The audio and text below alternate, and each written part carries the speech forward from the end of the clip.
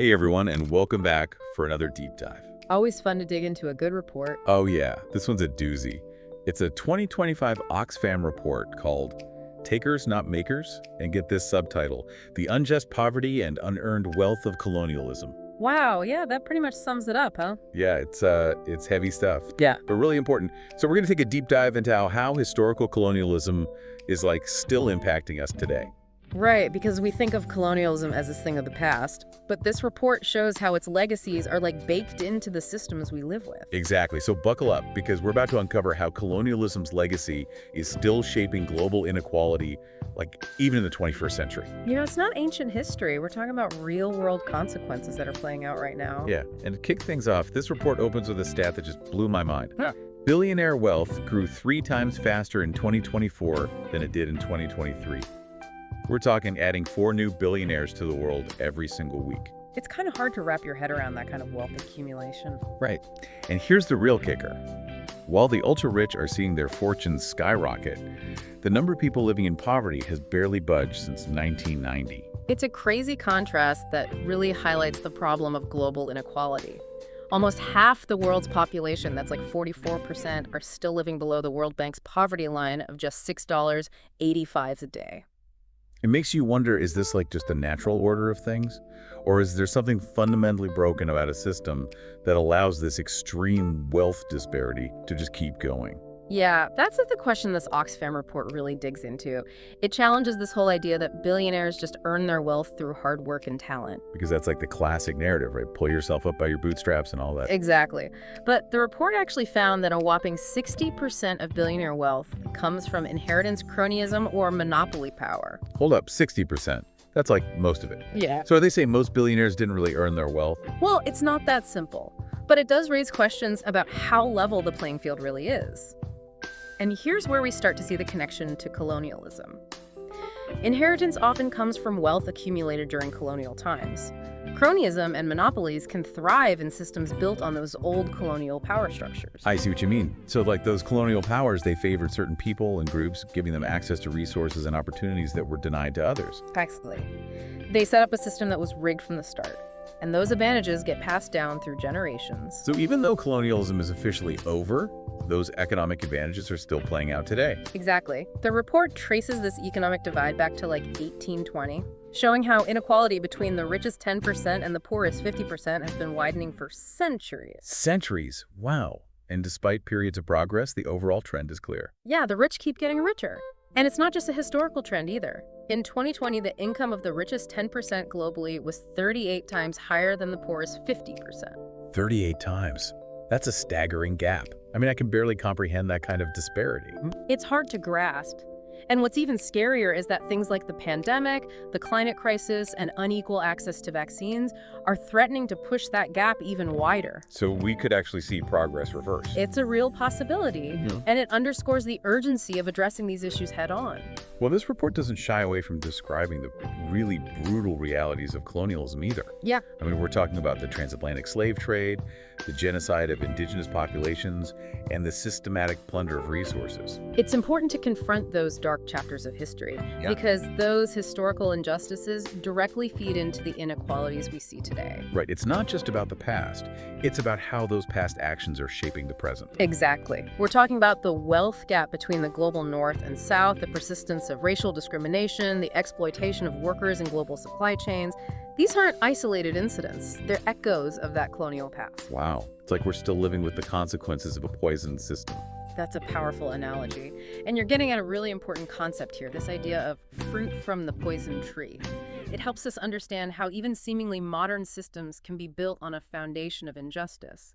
So even though things look different on the surface, the underlying structures are still tainted by those colonial legacies. Precisely. For example, think about how many conflicts today are rooted in those artificial colonial borders that cut through existing cultural and social boundaries. That's a great example. Those lines drawn on a map by colonial powers are still causing real-world problems today. Absolutely. And it's not just physical borders. We see it in the imbalance of power within global institutions like the World Bank and the IMF. These institutions were originally designed by and for the benefit of former colonial powers. So even though they're supposed to be global institutions, they still carry the weight of those colonial power dynamics. Right, they often create a kind of economic dependence, making it really hard for formerly colonized nations to break free from the shadow of colonialism and chart their own course. So it's like the rules of the game are still rigged, even though colonialism is officially ended. You could say that, and that's why it's so important to not just acknowledge the past, but to actively work to dismantle those colonial structures if we want to achieve true global equality. Well, this report calls out unfair debt burdens and trade practices as like key mechanisms for perpetuating this extraction of wealth from the global south. The numbers are crazy between 1970 and 2023.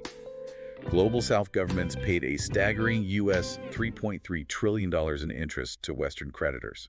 That's an unbelievable amount of money, essentially resources that could have been invested in building a more equitable and prosperous future for these nations. Right. Instead, it's funneled back into a system that often keeps them trapped in the cycle of debt and dependence. You got it. And then there's this whole other layer to the conversation, digital colonialism. Okay, now this sounds intriguing. Right. What is digital colonialism?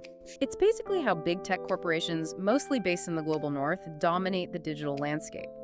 They extract data and profits from users around the world while offering minimal benefits to those in the global south. So it's like a modern-day version of resource extraction. Yeah. But instead of taking physical resources, they're taking data. You could definitely see it that way. Yeah. It raises all these questions about who controls information, who benefits from the digital economy, and how we can ensure technology is used to bridge the digital divide, not widen it. That's a lot to unpack. Yeah. I'm already starting to see how all these pieces fit together. It's definitely a complex web, but that's why it's so important to have these conversations, to bring these issues to light and start thinking about solutions. Yeah, this report is really making me think about how interconnected all these issues are. It's not just about wealth and poverty. It's about power control and who benefits from the way the world is currently structured. You're absolutely right, and that's why the need for change is so urgent. We can't just keep going down this path. It's time for a fundamental shift in how we think about and address these issues. Okay, so we've laid out the problems. Now what about solutions? Is there any way to break free from this legacy of colonial exploitation? That's the million-dollar question, isn't it? But the good news is that this Oxfam report doesn't just lay out the problems. It offers some concrete solutions for how we can move toward a more just and equitable world. All right, I was hoping you'd say that.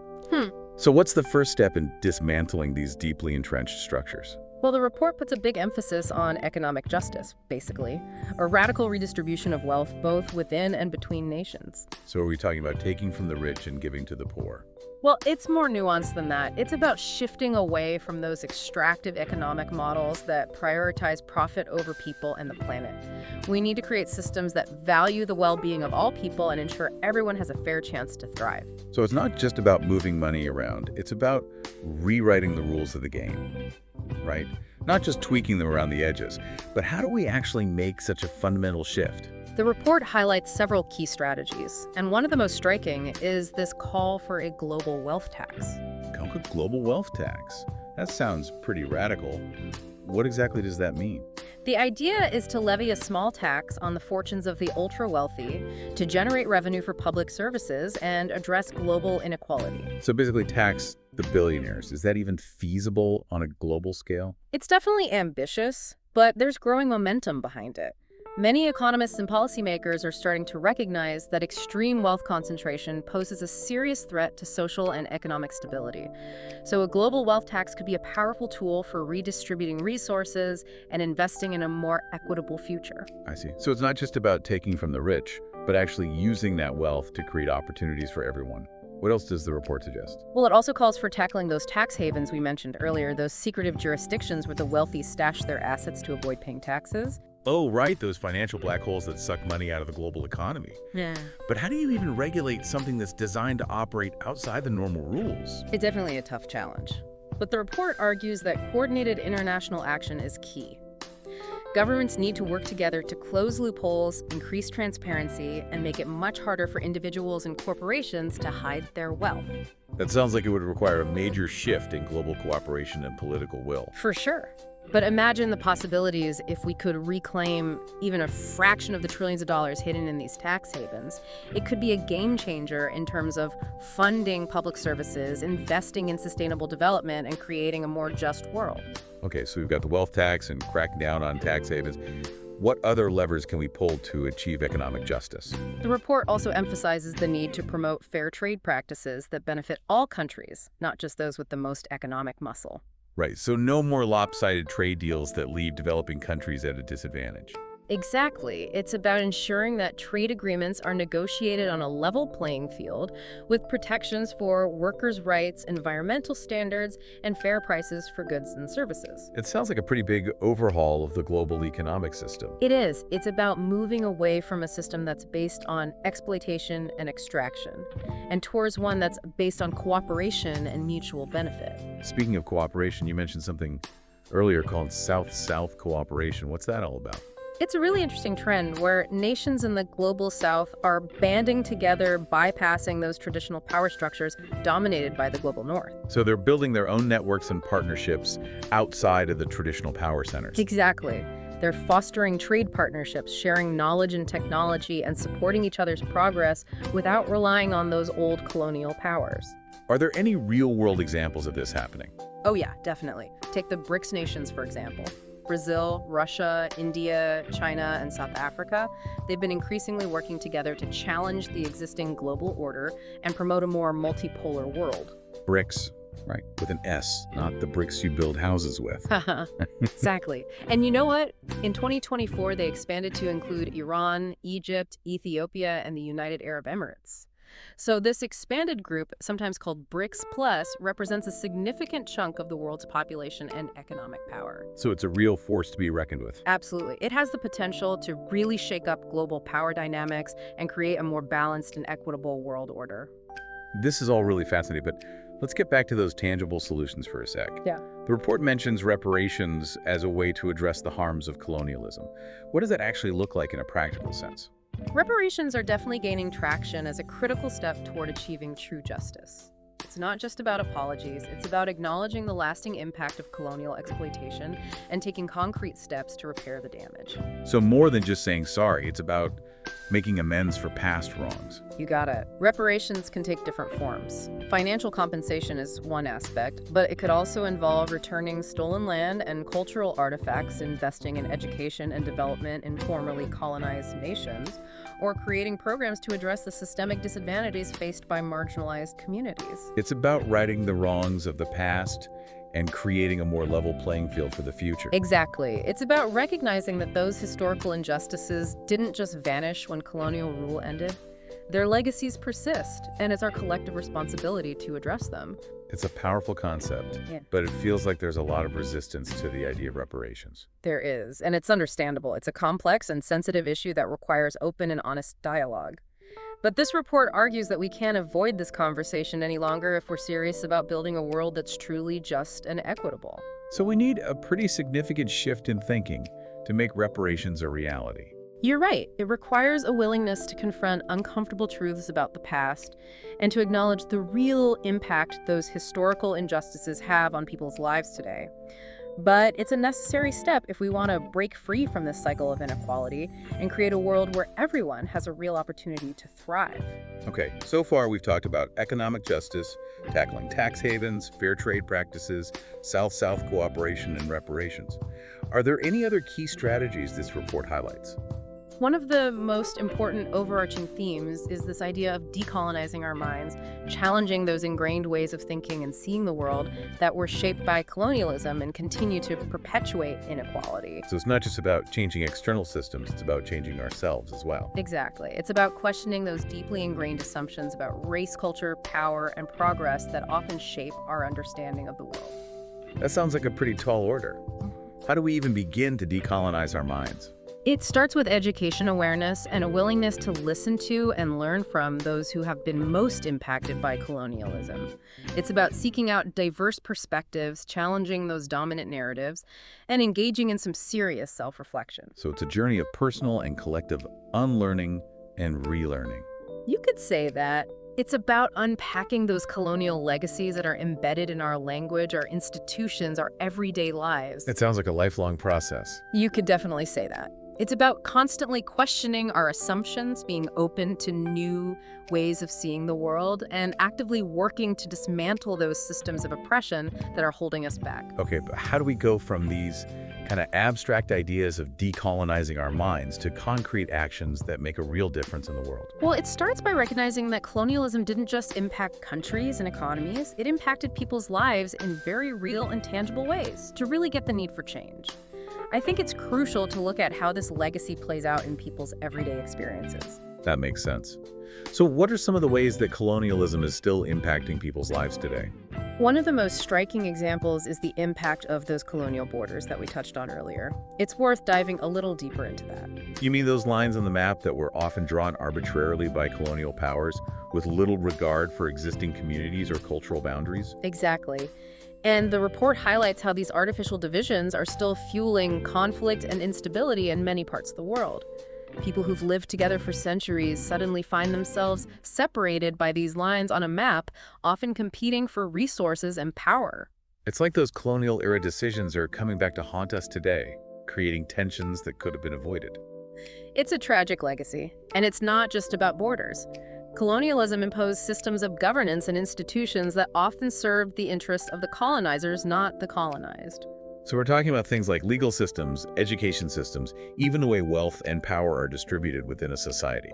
Exactly. And those legacies can be incredibly difficult to shake off, especially when they're intertwined with issues like corruption, inequality, and lack of access to basic services. So it's like a vicious cycle that's hard to break. That's a good way to put it. And it's important to remember that these colonial structures weren't just imposed on countries, they were imposed on people. Right, on individuals and communities whose lives were deeply affected by these systems. Exactly. And the impact of those systems is still felt today in so many ways. Can you give us some specific examples? Sure. One area where this legacy is really clear is in education. You mean how education, something that's supposed to be empowering, was often used as a tool of control during colonial times? Precisely. Colonial education systems were often designed to serve the needs of the colonizers, not the colonized. They prioritized the languages and cultures of the colonizers, suppressing indigenous knowledge and ways of learning. So in a way, it was a form of cultural erasure, imposing a foreign worldview. You could say that. And those legacies are still shaping education systems in many parts of the world, limiting opportunities and perpetuating those inequalities. It's like a form of mental colonization that's really hard to undo. Yeah. What about healthcare? Did colonialism also have a lasting impact on health outcomes? Absolutely. Colonialism had a huge and often devastating impact on health and healthcare systems, and we're still grappling with those consequences today. Can you give us some examples? Well, during the colonial era, medical research and advancements often prioritized the needs of the colonizers, not the indigenous populations. This led to disparities in access to healthcare, the quality of care provided, and even the types of treatments available.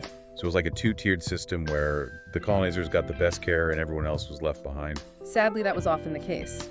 And those disparities continue to affect health outcomes in many formerly colonized nations. They contribute to lower life expectancies, higher rates of maternal and child mortality, and a greater burden of preventable diseases. It's a really stark reminder of the long shadow that colonialism continues to cast. Yeah, it is. And it's not just about physical health. Colonialism also had a huge impact on mental health. The trauma of colonization, the loss of land and culture, the experience of violence and oppression, all of these things can have lasting psychological effects on individuals and entire communities. That's so true. It's a reminder that the wounds of colonialism run deep, both physically and mentally. Exactly. And those wounds are still shaping the lives of millions of people around the world. We can't ignore that reality if we want to move toward a future that's truly just and equitable. What about the economic impacts? I imagine those are still being felt really strongly. You're right. The economic legacy of colonialism is probably the most pervasive and enduring aspect of this whole conversation. In what ways? Well, as we've been discussing, colonialism set up these systems of resource extraction and economic exploitation that are still benefiting the global north at the expense of the global south. This flow of wealth from the periphery to the center, a pattern set in motion during colonial times, is still very much in play. It's like the system is rigged against them right from the start. Yeah, that's one way to put it. And it's a system that's really hard to break free from, especially when the rules of the game are still largely set by the powers that benefited from colonialism in the first place. It's a sobering thought that the fight for decolonization is far from over. It's not just about political independence, it's about economic justice, cultural recognition, and dismantling all those systems of oppression that continue to hold people back. You hit the nail on the head. It's a multifaceted struggle that requires a holistic approach. We can't just address one piece of the problem. We need to tackle the root causes and create a world where everyone has the opportunity to thrive. Well, speaking of root causes, what about the impact of colonialism on the environment? The report mentions that too. It does, and it's a really crucial part of this whole conversation. Colonialism had a devastating impact on the environment, particularly in the global south, and we're still dealing with the consequences. How so? Well, colonial powers often exploited natural resources with no regard for sustainability. That led to deforestation, soil degradation, and the depletion of valuable ecosystems. So they basically paved the way for the climate crisis we're facing today. In a lot of ways, yes. And it's important to remember that those who contributed the least to climate change, especially communities in the global south, are often the most vulnerable to its effects. It's like a double injustice. Yeah. They're bearing the brunt of a problem they didn't even create. Exactly. And it really underscores the interconnectedness of all these issues. Colonialism not only set the stage for environmental degradation, but it also created these systems of inequality that leave marginalized communities more vulnerable to climate disasters and environmental challenges. So what we're seeing is that the legacy of colonialism is woven into the very fabric of our world. It's impacting everything from political borders to economic systems to healthcare to the environment. Precisely. And understanding that interconnectedness is key if we want to build a future that's truly just equitable and sustainable. So we've been talking about all these negative impacts of colonialism, and it's a lot to take in. It's like we're talking about a system that's been rigged against many parts of the world for like centuries. Is there even a way to break free from this legacy of exploitation? Yeah, that's the big question, right? But the good news is this Oxfam report doesn't just focus on the problems. It actually offers some real solutions for how we can move toward a more just and equitable world. Okay, good, because I was starting to get a little bit hopeless. Yeah. So what's the first step in like dismantling these deeply entrenched structures? Well, a key focus is on economic justice. Basically, a radical redistribution of wealth. So, like, are we talking about taking from the rich and giving to the poor, Robin Hood style? Well, it's a little more complicated than that. It's about shifting away from those extractive economic models that put profit above people and the planet. We got to create systems that actually value the well-being of all people. Yeah, that makes sense. So everyone has a fair chance to succeed, not just the ones born into privilege. Right. But how do you make such a fundamental shift? Like, how do you actually rewrite the rules of the game? Well, one of the strategies the report highlights is a global wealth tax. Okay, so tax the billionaires. A global wealth tax. How would that even work? It's a pretty bold proposal for sure. The idea is to basically levy a small tax on the fortunes of the ultra-wealthy, to generate revenue for public services and address global inequality. Sounds kind of radical. Yeah. Honestly, is that even feasible on a global scale? It's definitely ambitious, but there's growing momentum behind it. Many economists and policymakers are starting to realize that extreme wealth concentration is actually a threat to social and economic stability. I guess that makes sense. Yeah, so a global wealth tax could be a really powerful tool for redistributing resources and creating a more equitable future. So it's not just about taking from the rich. It's about using that wealth to invest in opportunities for everyone. Right. Exactly. And another important strategy is tackling those tax havens we talked about earlier. Those secretive places where the wealthy hide their assets to avoid taxes? Right, those financial black holes. Yeah. But how do you regulate something that's literally designed to operate outside the rules? It's a huge challenge, but the report says coordinated international action is key. So governments need to work together to close loopholes, increase transparency, and make it way harder for individuals and corporations to hide their wealth. It sounds like a long shot, but I guess it's worth trying. What else can we do? Another key area is promoting fair trade practices that benefit all countries, not just the ones with the most economic power. Okay, so no more lopsided trade deals that leave developing countries at a disadvantage. Precisely. It's about leveling the playing field. Ensuring trade agreements protect workers' rights, uphold environmental standards, and guarantee fair prices for goods and services. That would be a huge step forward. But it sounds like we're talking about a pretty major overhaul of the global economic system. Yeah, it's a big shift. We're talking about moving away from a system based on exploitation and toward one based on cooperation and mutual benefit. Okay, so cooperation. Got it. Speaking of that, you mentioned something earlier called South-South cooperation. What's that all about? Well, it's this really interesting trend where nations in the global south are basically banding together. They're like bypassing those traditional power structures that are dominated by the global north. Interesting. So they're creating their own networks and partnerships. Exactly. Think of it as an alternative model for development and international relations. They're fostering trade partnerships, sharing knowledge and technology, and supporting each other's progress without relying on those old colonial powers. Okay, so they're kind of forging their own path. Are there any real-world examples of this happening? Oh yeah, definitely. Take the BRICS nations, for example. Brazil, Russia, India, China, and South Africa. They've been increasingly working together to challenge the existing global order. Right. BRICS, I've heard of them. They're pushing for a more multipolar world, right? Exactly. And in 2024, they actually expanded to include Iran, Egypt, Ethiopia, and the United Arab Emirates. Wow, so BRICS is getting bigger. Yeah, this expanded group, sometimes called BRICS Plus, represents a big chunk of the world's population and economic power. So it's a force to be reckoned with. Yeah, that's really interesting. Okay, so we've talked about economic justice, cracking down on tax havens, fair trade practices, and this South-South cooperation. The report also mentions reparations as a way to address the harms of colonialism. How does that work in a practical sense? Reparations are gaining a lot of traction these days. They're a crucial step toward achieving real justice. It's not just about apologies. It's about taking responsibility for the lasting impact of colonial exploitation and actually taking steps to repair the damage. So it's more than just saying sorry. It's about making amends for past wrongs. Exactly. Reparations can take many forms. Financial compensation is one aspect, but it could also involve returning stolen land and cultural artifacts.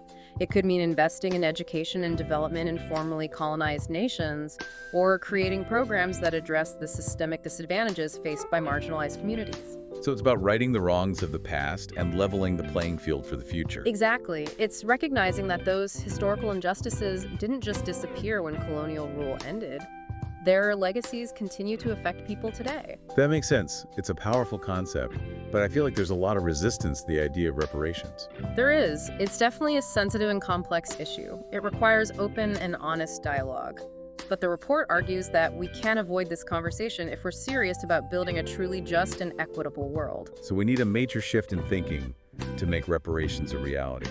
Yeah, for sure. It requires acknowledging those uncomfortable truths about the past and the real impact of historical injustices on people's lives today. But it's a necessary step if we want to break free from this cycle of inequality and create a world where everyone has a real chance to thrive. Okay, so we've covered a lot of ground here. Economic justice, tax havens, fair trade, South-South cooperation, reparations.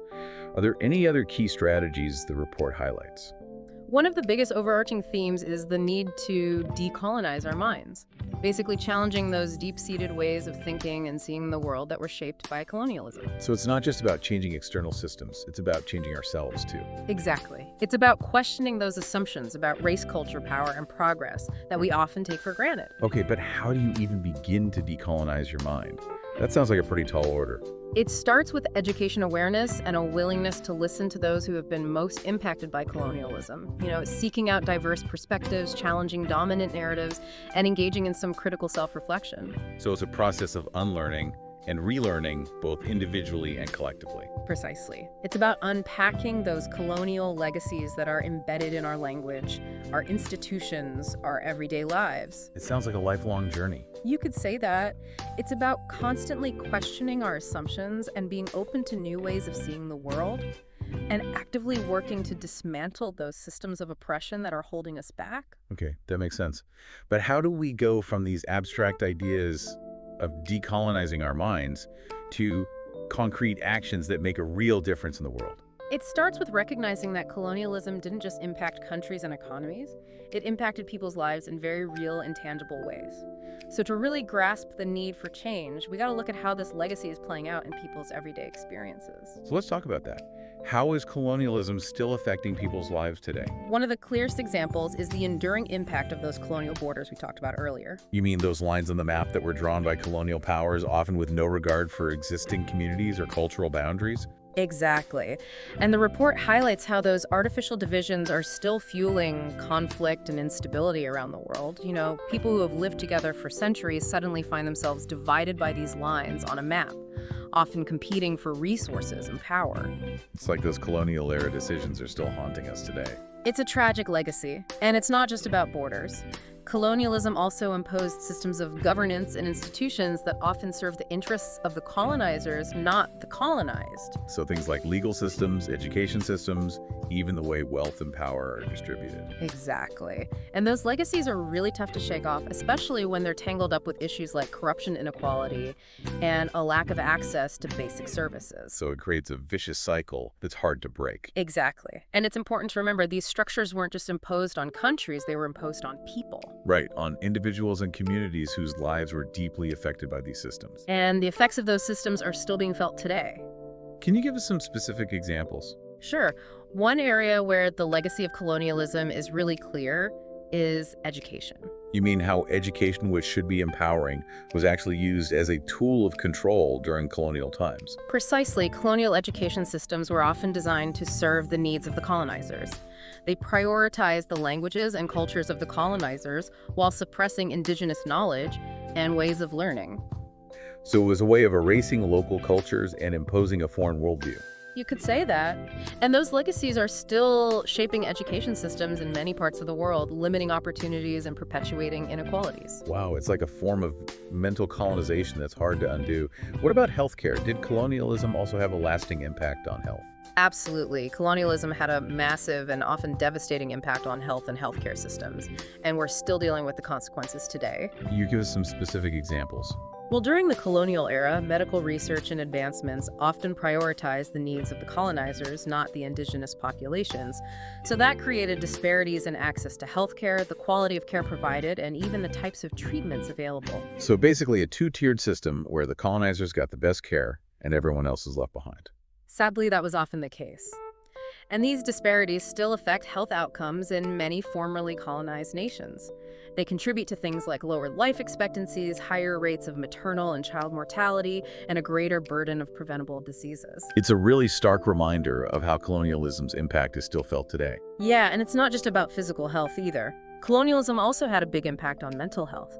The trauma of colonization, the loss of land and culture, the experience of violence and oppression, all of these can have lasting psychological effects. Right. It's like the wounds of colonialism run deep, both physically and mentally. Exactly. And those wounds are still shaping the lives of millions around the world. We can't ignore that if we want to move toward a future that's truly just and equitable. What about the economic impacts? I imagine those are still being felt pretty strongly too. You're absolutely right. The economic legacy of colonialism is probably the most pervasive and long-lasting aspect of this whole conversation. So in what ways is that playing out today? Well, as we've been discussing, colonialism established these systems of resource extraction and economic exploitation that still benefit the global north at the expense of the global south. This flow of wealth from the periphery to the center, a pattern that was set in motion during colonial times, is still very much in play today. So it's like the system is rigged against them from the start. You could say that. And it's a really difficult system to break free from, especially when the rules of the game are still largely set by the powers that benefited from colonialism in the first place. It's a sobering thought that the fight for decolonization is far from over. It's not just about political independence, it's about economic justice, cultural recognition, and dismantling those systems of oppression that hold people back. Exactly. It's a multifaceted struggle that requires a comprehensive approach. You know, we can't just address one part of the problem. We have to tackle the root causes and create a world where everyone has a real chance to thrive. Well, speaking of root causes, what about the impact of colonialism on the environment? The report touches on that too, right? It does, and it's a crucial part of the conversation. Colonialism had a really destructive impact on the environment, particularly in the global south. And those consequences are still being felt today. In what ways? Well, colonial powers often exploited natural resources without thinking about sustainability. That led to things like deforestation, soil degradation, and the depletion of entire ecosystems. So they basically set the stage for the climate crisis we're facing today. In many ways, yes. And what's even more unjust is that the people who contributed the least to climate change, particularly communities in the global south, are often the ones most vulnerable to its effects. Yeah, it's like a double injustice. They're dealing with the consequences of a problem they didn't even create. Exactly. And it really highlights how interconnected all these issues are. Colonialism not only paved the way for environmental degradation, but it also created these systems of inequality that leave certain communities more vulnerable to climate disasters and other environmental challenges. So basically what we're saying is that the legacy of colonialism is woven into so many aspects of our world. It's affecting everything from political borders to economic systems to healthcare to the environment. Precisely. Yeah. And recognizing that interconnectedness is crucial if we want to build a future that's truly just equitable and sustainable. Wow. It's really mind-boggling to see how interconnected all these issues are. Peeling back the layers of history and realizing how deeply colonialism has shaped the world we live in. It's pretty heavy stuff. But amidst all these challenges, are there any, glimmers of hope? Is a more just and equitable world actually possible? Oh, there are definitely reasons to be hopeful. We're seeing a global movement for change. People are waking up to the realities of colonialism's legacy and demanding a different kind of future. Yeah, it does feel like there's this energy and momentum building around these issues. Well, So what are some of the most promising things you're seeing? one thing that gives me hope is the growing awareness and recognition that we need systemic change. It's not just activists and academics talking about this anymore. It's becoming a mainstream conversation. So those ideas that might have seemed radical a few years ago are starting to gain some real traction. Exactly. Ideas like reparations, wealth taxes, and decolonizing education are entering the public discourse in a way that was unimaginable just a few years ago. That's really encouraging. It feels like people are finally starting to connect the dots between the past and the present.